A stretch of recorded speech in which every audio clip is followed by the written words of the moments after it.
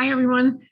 Here I am back with the second part of our lecture for week 1, which is going to be chapters 3 and 4. The first one on planning and strategic management, and the second chapter, chapter 4, on decision making. So before I get started, I didn't remember to say in the last video, I'd appreciate some feedback about these lectures. If you find them helpful, please let me know. If you would prefer that I post the PowerPoints, I can do that for you so that you could follow along through PowerPoints rather than the text. As I said in the first video, I kind of like the text because I think it keeps things a little less boring. On the other hand, I understand some students like PowerPoint. So if you want me to post them, I will. And if you find that there's something, if you would prefer that I do something different with the lecture, I'd be happy to do so. If you have an idea or something that you think helps you learn better, then please let me know. Okay, so let's get on to chapter 3 in planning and organizational goals. So all companies need to have some sort of a roadmap. And that roadmap is something that the upper level leadership usually decides. Sometimes it's just the owner, depending on the size of the company. And once they make that decision, then they develop what's called strategic plans. Not all companies do so. Maybe smaller businesses don't do so as often, but most organizations do have to do so. So important to being a manager, you sometimes are a part of that planning process, and sometimes you're not. But if you are a middle manager, you usually have the opportunity to participate in some of that planning process, and you definitely have the opportunity to execute what results from the planning process. So if we start on page 61, you'll see the environmental context for the planning process.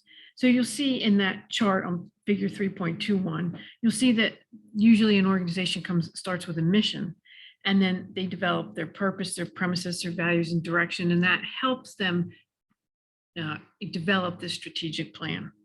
So we're going to start first with planning and organizational goals. No one company plans the same. Let's put it that way. No one company plans the same. But in order to plan effectively, managers have to do two things. One, they must understand the environmental context in which the organization exists. Remember in chapter 1, we talked about the different parts of the general environment that may affect your business, including the economy, the government, regulations, those kinds of things. So they must understand that environmental context so that they develop a plan that's doable. The second thing they must do is establish a mission that includes the organization's purposes, premises, values, and directions, which is in that chart there in figure 3.1. From that, they develop strategic goals, tactical goals, operational goals that are executed by different levels of management. So there are 4 purposes of goals. The first one being that they provide a unified direction, which is very important. Everyone wants to be headed in the same direction for the company. If you have 10 managers and they're all headed in 10 different directions, that's not helpful. And I've worked for an organization like that, and it's not fun either. Goals also promote good planning. They give people an opportunity to develop a plan that, number one, helps the company be successful, helps the employee be successful, and helps the organization stay all headed in the right direction. Goals can also serve as a motivation for employees because they give an employee something to reach for, something to attain. You can have a job and your job can be the same thing every day. If you don't understand why you're doing it and what its importance is, you really won't be fulfilled as an employee, and you will wonder why you're not happy, and you won't really provide the company what they need from you. So it's important that employees understand it, and it provides a source of motivation. Goals provide also an effective mechanism for evaluation and control. Many times in the positions I've had in the past in big corporate companies, They have something called a performance evaluation, which I'm sure all of you have experienced somewhere along the way. And in that, they look at your goals for the past year and they help you develop goals for the next year. And they are not only company goals, but they're also personal goals for your development and growth, that sort of thing. Okay, so organizations can have several different kinds of goals. One thing I want to emphasize here is that not every organization does it the same way. Not every company develops strategic plans the same way. It's the same way. And even when they're developed, they don't always work out. One of the things, most important things you can do with your strategic plan is to revisit it every several months. You know, the smaller components every several months, and the big picture probably every several months also, especially in an environment like we are in today with things like the COVID virus last year, which turned everything over, and the political environment at the moment and the economy and all the things that are kind of in the tumultuous state. It's very important to continue to review where you're at. So the mission is a statement of fundamental unique purpose that sets it apart from other firms of the same type. That's important, sets it apart from other firms of the same type. It sometimes identifies the scope of the business's operation in the product and some other things. Good mission statements are short. Long mission statements really aren't focused on their core competency, as you'll see later, is very important. So an example of a good mission statement is the one we have here at DeSales. The mission statement says, DeSales is a Catholic Salesian university that inspires transformative learning through the liberal and professional studies, through liberal and professional studies, to energize students to be who they are and be that well. And I know you've all heard be who they are and be that well over and over again. So DeSales has developed this mission statement so that its tagline is incorporated into that. And it does just what it says here. It is a fundamental, it tells others its unique purpose and sets it apart from organizations of the same type. So we're a Catholic Salesian university, so that really sets us apart. And it inspires transformative learning through, and here it tells you what market it's in, liberal and professional studies. So it gives you some really good information in that short, brief sentence, and then it adds a part of its philosophy, which is to energize students to be who they are and be that well. So it's a good mission statement and one that you can use to develop a strategic plan. And how would you do that then? You would take this apart and determine or define first, what is it that energizes students? What is it that helps them be who they are and be that well in the areas of liberal arts and professional studies? And how do we do that? So a good example of a good mission statement. From there, a company develops strategic goals, tactical goals, and operational goals. Strategic goals are usually developed by the top managers in a strategic planning process. I know we are going through that at DeSales, or yeah, I think we've started that. I'm not a part of that process. That's why I look confused. So don't worry about that. Tactical goals are for middle managers, and operational goals are usually set for lower level managers. Sometimes I guess we would call them supervisors in some areas. So there's 3 levels of goals. And again, not all companies do it the same way, but this is a general overview. And then we develop the strategic plan, which is, or we develop a strategic plan and then we fill in the goals, the tactical goals, strategic, tactical, and operational goals. So a strategic plan outlines the decisions about things like, what's the priority?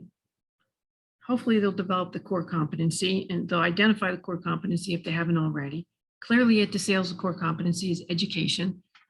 We deliver education in many, many ways, many, many flexible ways, but the core competency is education. So a strategic plan outlines the decisions, provides what the priorities are. It develops the resource allocation, who gets what, and what's necessary, what's the most necessary in each area. It develops action steps necessary to reach those goals.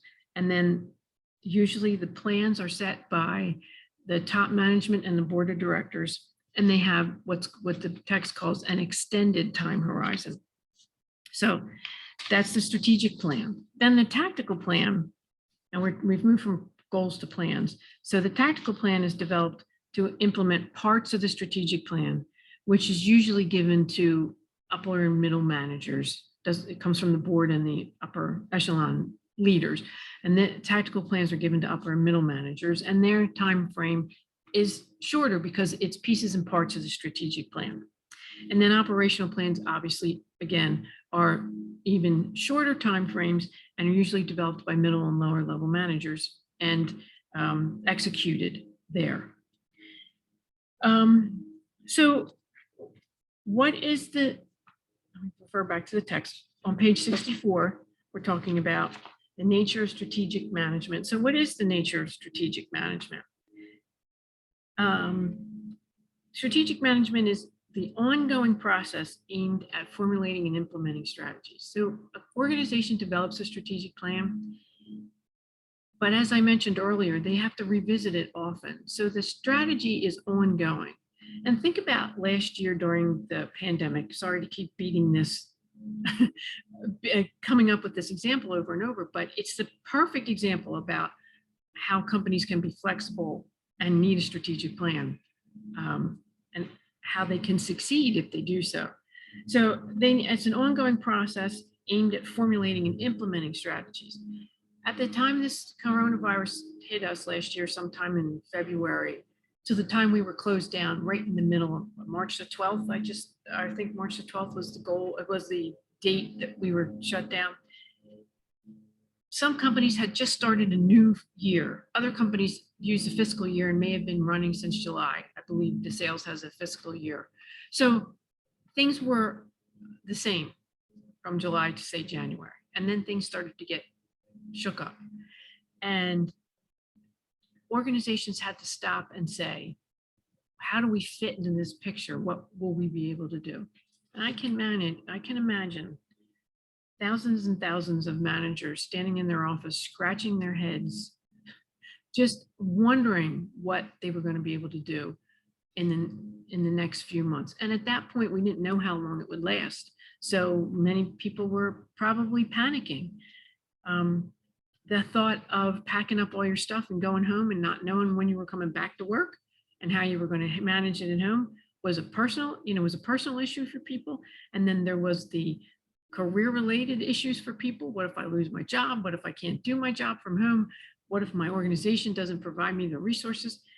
So a strategic plan helped you focus. And I believe at DeSales, I know I sound like a commercial for DeSales, but it was just fabulous how we responded. DeSales was able to step back and say, okay, how do we keep the students safe? How do we keep our employees safe? And how do we still deliver a quality education? Some of that was determined by people higher up than us, but meaning the government. I mean, it was a regulation that came down that DeSales had no options for, but other things weren't. And DeSales took the steps to send students home, put everybody online, and continue their education as best as they possibly could. Some businesses did the same, especially some of our local businesses here in my area did a pretty good job of following the guidelines and then making sure that they were still getting the supplies that they needed and having their stores open when they could and opening stores earlier for older people so they didn't have to worry about getting the virus when all the crowds were there. I mean, there are all kinds of things that people did to adapt, not to mention our healthcare professionals and what they went through.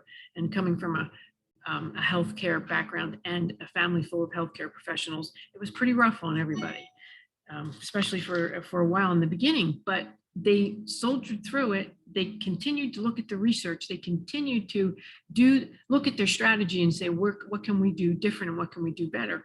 And the local hospitals here did a fabulous job of managing what could have been really tragic. Okay, so the strategic management is the ongoing process. Effective strategies align an organization with its environment, leading to the achievement of the goals. So your strategies have to be effective. And one of the reasons it's an ongoing process is that you have to continue to look at whether or not your strategies are effective. So there's three components of strategy when you develop a strategy. There's a distinctive competence, the scope, and resource deployment. So the distinctive competence I've mentioned already. It's an organization's strength that's possessed only by a small number of competing firms. It's something that the organization does exceptionally well. So I use the example of the sales and the mission statement, and that their core competence is education. But what specifically education is the core competence? Is it in certain studies, liberal arts and professional studies? So they have core competence in those two distinctive areas. And I'm sure we have other specific areas that we see as our absolute distinctive competence. In my marketing text for another class, it gives the example of Boeing, who used to make more than it was a GE, I'm sorry. GE used to be very, had lots and lots of business strategies, lots of little different business departments, and they started to pare them down. And one of the things they did is in their transportation department, which they no longer have, they narrowed that down to making a specific engine for Boeing and for other airlines because of the type of jet it was. So instead of making lots of other things in this particular business unit, they decided to focus on this one particular engine. And it became one of the best that Boeing used on its planes, and one of the most efficient and problem-free. So they developed the distinctive competence for that business and kept it that way, and then they went to the top. The same thing about I'm going to say the same thing about Netflix, which is the first example in the first chapter. When Netflix was developed, all the CEO wanted to do, I can't come up with his name off the top of my head, all the CEO wanted to do was have people rent videos by mail and send them back. And what he did was there was no late fee. Look what it's turned into now. He went from just videos for movies and things. Now he's got a whole network of entertainment, and he does it very well because you go on your computer or your laptop and pick out what you want to watch and pull it up and pay your monthly fee, and you get whatever you want, a nice choice. So he's done quite a job with the distinctive competence of entertainment. Okay, the next component of strategy is the scope, which is the range of markets in which you'll compete. So DeSales as an educational university competes in certain markets, not against every school in the United States, but in certain markets of schools. Resource deployment as part of the components of strategy specifies how an organization will distribute its resources across the areas that it's developed. And then there are two strategic alternatives. There's a business level strategy and corporate level strategy, which is when an organization has particularly types of businesses, maybe several businesses under one corporate umbrella. So just that's an FYI, we're not going to go over all that today. You can read that in the text. And then there's an additional level of strategy, which is a functional level, which refers to a strategy developed for particular departments like marketing, finance, and that sort of thing.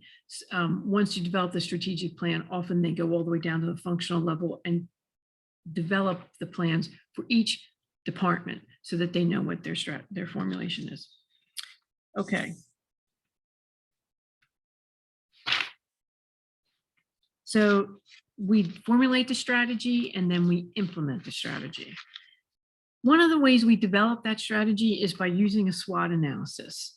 And the SWOT analysis, I'm sure most of you have learned about in the past, but if you go to page 67 and look at the 3.2 figure, you'll see a picture of the SWOT analysis. And what it does, if you're not familiar, is it looks at an organization's strengths, their weaknesses, their opportunities, and their threats.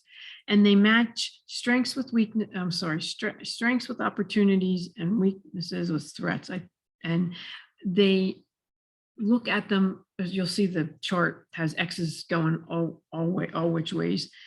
They look at those in comparison to other organizations that they compete with. So they'll see, many times they'll see other organizations as being a threat, but they also might see other organizations as being an opportunity to buy them or something. So a good SWOT analysis helps you develop your strategic plan because it fleshes out all those things. The last strategic planning process I was involved with was several years ago, and we didn't use laptop or iPads or laptops to play with the data and information. We actually used flip charts because people could go up to them and write on them, and then everybody could see it at the same time. And once we developed the SWOT analysis and talked a little bit about strategy, we went around the room and used little dots, sticky dots, and we voted for what we thought were the most important.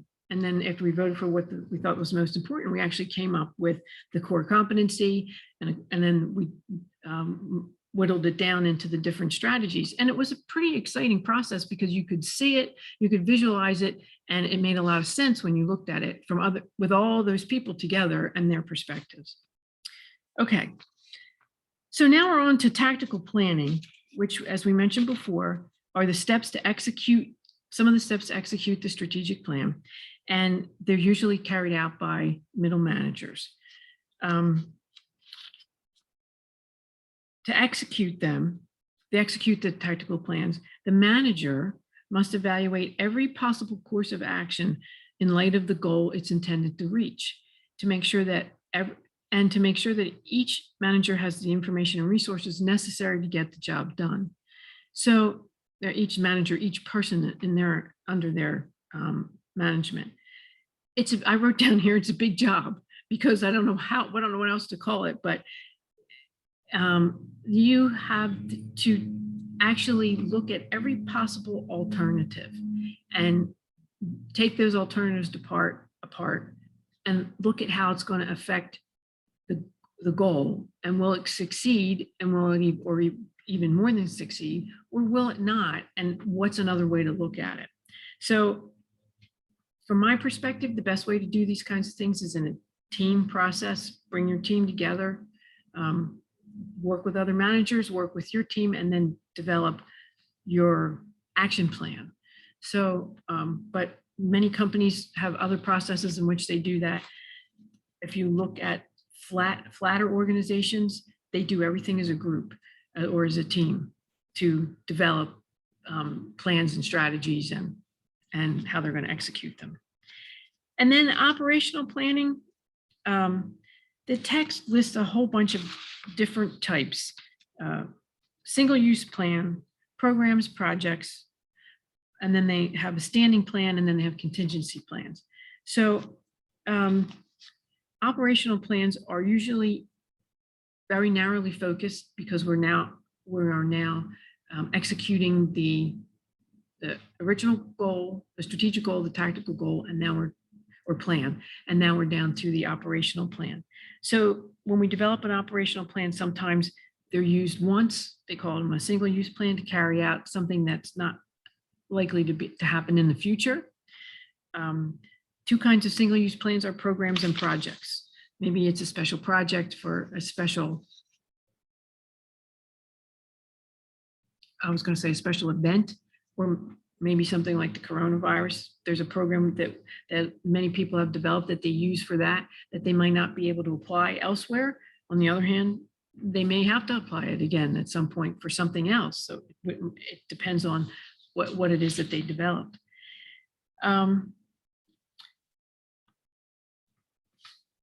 And then a standing plan is something that's used for activities that occur on a regular basis, like a policy, a policy that tells you how to respond in a particular problem or situation. A standard operating procedure is how you do something every time, and that's to be followed in particular circumstances. And if it's not, it could be an issue because if it's a standard operating procedure, it's the way they want things done every time. There's rules and regulations. And then the last part is contingency planning and crisis management, which is extremely important, especially in times of crisis. And again, we saw last year how there was an unknown crisis looming. No one knew it. And many organizations had contingency planning so that they could take an alternative course of action and do it effectively and still hang on to their business. So there was one other thing I wanted to mention. Oh, when I talked about single-use plans, programs and projects are often a very important part of the daily operation of the business because it's something that you might do once, but you might not do every time, but they're always good to have in your back pocket for specific issues and opportunities. Okay, so if you didn't get anything else out of that, most importantly, I think is organizations must have a contingency plan and a crisis management plan, because we could have a hurricane. What did we have at DeSales a couple of years ago? We had a storm. I think it was in October. We had a bad storm and DeSales didn't have electric for 2 weeks, maybe 3.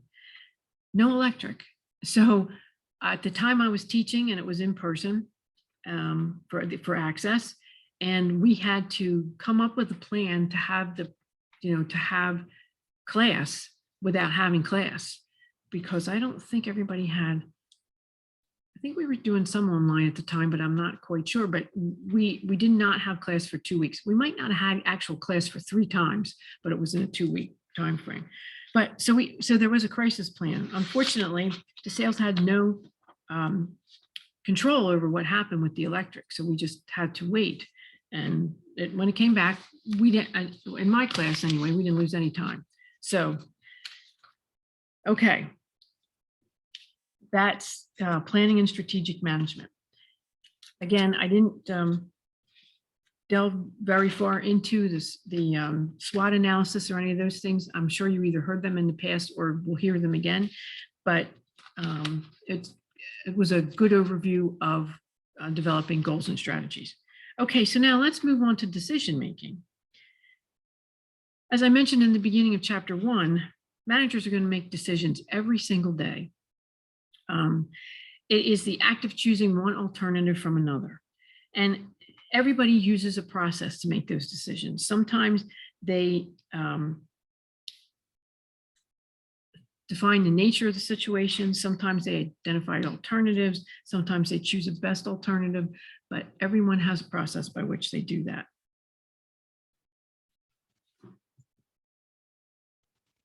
Hi, sorry for the interruption. So in decision making, managers have opportunities to make decisions pretty much every day, every moment that they're working. Decision making is the act of choosing one alternative from another, and the process is recognizing and defining the nature of the situation. What is it that you have to determine? And then identifying those alternatives and choosing the best alternative, and then putting it into practice. There are all types of different decisions that managers have to make on a regular basis. There are program decisions and non-program decisions. And program decisions, these are in text in chapter 92 and 93.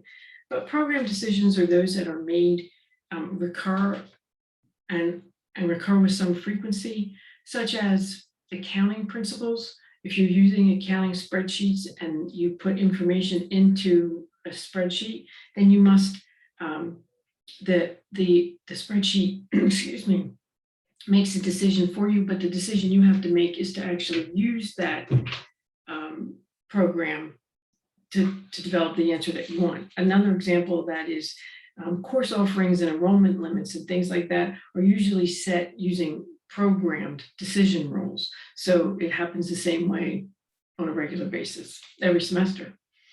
Non-programmed decisions are those that are unstructured and occur less often than program decisions, but they are more frequent in many instances than program decisions. So there's some different conditions that managers have to make decisions under. you can relate this to your home also, to your home life also, because it applies to all of us, how we make the decisions. You can make decisions under what they call a state of certainty. And that means that the decision maker knows with reasonable certainty what the alternatives are and what conditions are associated with that alternative. So they have a really good idea, depending on which way they go, what can happen. Few decisions are made under condition of certainty because here's an example for you. Why did they put a weather app on our cell phones? Did they do that because all of us are weather nuts? No, I don't think so.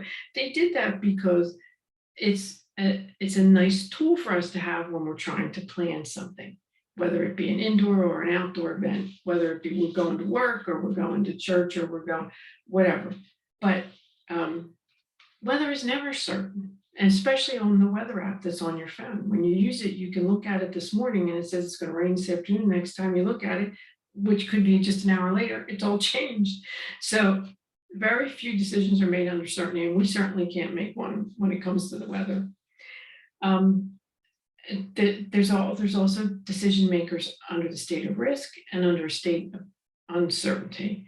But under the state of risk, that means that each alternative and its potential payoffs and costs are associated with probability estimates, with things that are estimated. They're not exactly set in stone. So a manager needs to know that there's some risk depending on this, and they have to weigh the risk with the benefit. One of the things that we talk about in medicine all the time is if you developed a new issue like hypertension, and the physician or PA wants to give you a blood pressure medication, they go through the benefits versus the risks of the medication so that you can decide for yourself whether you want to take it or not. And it doesn't always, they aren't always bad risks, but they might be risks that you're not willing to take. So we call that risk versus benefits. A state of uncertainty is when the decision maker doesn't know all the alternatives and the risks associated with that or the likely consequences. And they've done their best to try to identify them, but they haven't been able to. So the manager's job in these circumstances are make the best decision possible, do the best they can to get the information to make the best decision.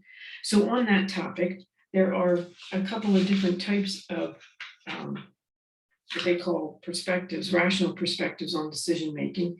And if you go to page 95, there's a couple of quotes from Napoleon Bonaparte, Michelle Obama, and then there's another figure 4.2, which shows you the classical model of decision making, which is when a manager is faced with a situation, they should obtain complete and perfect information, eliminate uncertainty, evaluate everything rationally and logically, and end up with a decision that best serves the interest of the organization. Well, that's rational, but really it's not reality. So that's the classical model of decision making. And then rational decision making helps the decision maker focus on facts and logic and help guard them from inappropriate assumptions and pitfalls. So classical tells you, yeah, you can do this if you have exact information, but then rational decision-making says, yeah, maybe not. So what we need to do is look for the facts and logic and help us to identify the most appropriate decision. So there are steps to the decision-making process, and on page 96, table 4.1, it lists them for you.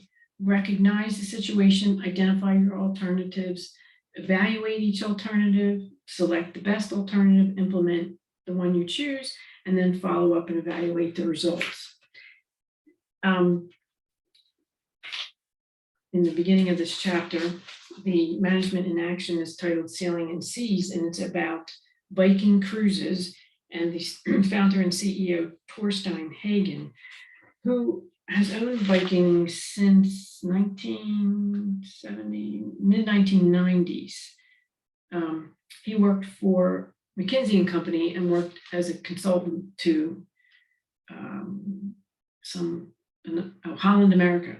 And then anyway, through a few steps of his hard work and decision-making, he eventually developed Viking Cruises, which is a small cruise line that caters to people that don't want to be on a big cruise. And he started with some river cruises, and then he eventually expanded to other types of cruises, including the most recent one, which is ocean cruise lines, but they are small scale vessels, and they take what they call expedition cruises now. So he's done some pretty interesting research and market research and identification of what consumers want in a cruise and how they want to actually be housed in a cruise, for lack of a better term. But during the coronavirus, he was because he's so successful, he was prepared for a crisis like this. So he originally he was going to shut down through June, and then he realized that it wasn't going to be viable. So he shut down all the way through the end of 2020, and he was prepared for that. As he says in this, Viking later extended its suspension of services through the end of 2020. And he said, since we started Viking nearly 23 years ago, we have always cared first and foremost for our guests and our employees. As a private company with strong finances, we do not have to worry about quarterly profit expectations. And that flexibility allows us to the ability to do what is best for our guests and our employees, and always has. So some good decisions early on and all the way down the line was very helpful for him. Okay, so the next thing is information that managers can buy or get is evidence-based management. Evidence-based management was developed by two Stanford University professors, and what they say about it is it's a commitment to finding and using the best theory and data available to make decisions. So it's a 5-step process. It's often used in medical research to help identify better ways to perform surgery, treat chronic disease, those kinds of things. So and managers can do this themselves in identifying better ways to do things. The first one is they look at the hard facts and build a culture in which people are encouraged to tell the truth, even if it's unpleasant. So tell the truth about their situation and their circumstances. Be committed to fact-based decision-making, which means being committed to get the best evidence you can and use it as a guide to action so that you can utilize the information, so that you make the best decision. Treat your organization like it's an unfinished prototype. In other words, encourage experimentation and learning. So organizations that have a commitment to innovation, which is experimentation and learning, do the best when it comes to evidence-based management. Look for risks and drawbacks in what people recommend. Somebody tells you that it works for them, it may not work for you. And avoid basing decisions on untested beliefs, but ones that people say, this is what we've always done in the past. This is what works. Avoid basing decisions on that. So evidence-based management, if you're going to do some research on it, those are the guidelines, and they've worked very well in medicine, and I'm sure in other organizations. So the last part of decision-making are the behavioral aspects, and this is, I think this is very interesting, which are, there's two behavioral aspects that I want to talk about. The administrative model, and it has two components. The administrative model argues that decision makers use incomplete and imperfect information because they are bounded by or constrained by two things, something they call bounded rationality and satisficing. Bounded rationality suggests that a decision maker is limited by their values and unconscious reflexes, skills, and habits. So they do things based on that because that's their experience in the past. So they have this boundary that they place around them, and that limits them. And I'm sure it limits them unless they decide they're going to step out of the box, as we used to say. Then the other term, satisficing, is the tendency to search only for alternatives until one is found that meets some minimum standard of sufficiency. So if we do this, this works. Decision makers satisfies when they do not conduct an exhaustive search for the best possible alternative. My father was a electrical engineer. He worked for General Electric for 45 years, I think. And he built rocket ships. He built satellites, I should say. He built satellites. He built four or five over the course of his employment there. And he worked with NASA as well as with other outside aerospace companies. One in California they worked with often, called TRW. He was an engineer, so satisficing was not in his vocabulary.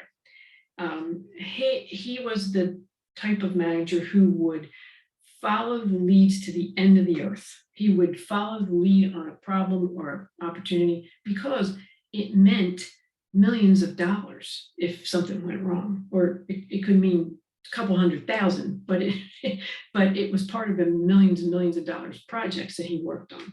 And in the case of the satellite, the shuttle many years ago exploding, he had a theory that somebody didn't follow one of the leads to the very end, that there was something that they missed along the way, that someone just said one day, well, you know, that's probably good enough.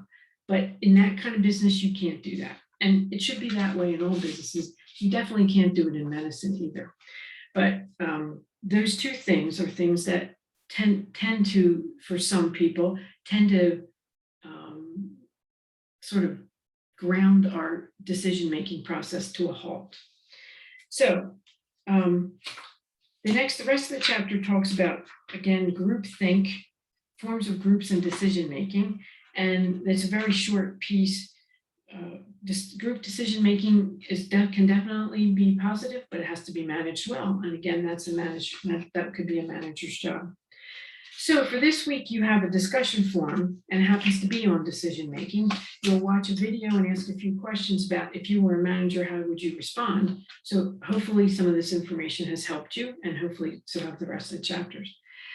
So that's chapters 1 through 4.